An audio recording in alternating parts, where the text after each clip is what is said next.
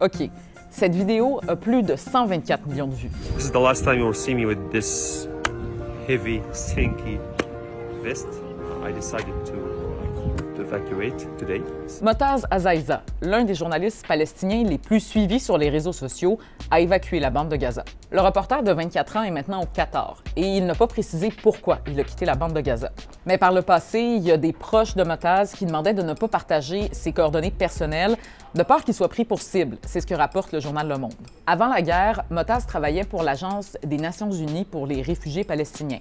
Il comptait alors environ 25 000 abonnés sur Instagram. Pendant 107 jours, il a documenté le quotidien de la guerre à Gaza, sans filtre et parfois au péril de sa vie. I'm Motaz, and I will show you the massive destruction that happened to the Zahra city in the middle of the Strait. Aujourd'hui, il y a plus de 18 millions de personnes qui le suivent sur Instagram.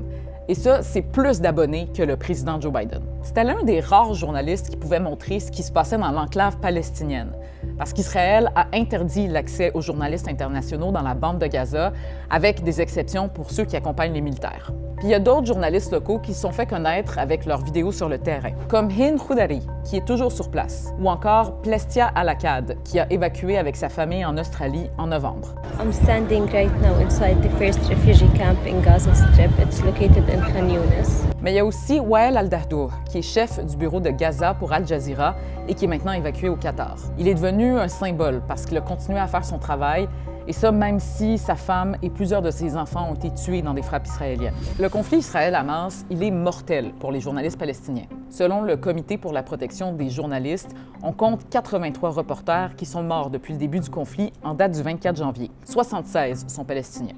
D'autres sources évoquent une centaine de journalistes tués, et plusieurs sont morts alors qu'ils faisaient leur travail. C'est la guerre la plus meurtrière dans l'histoire récente pour les journalistes. Reporters sans frontières a déposé 2 plaintes pour des crimes de guerre commis contre des journalistes à Gaza devant la Cour pénale internationale. Les journalistes sont protégés au même titre que les civils dans les conventions internationales.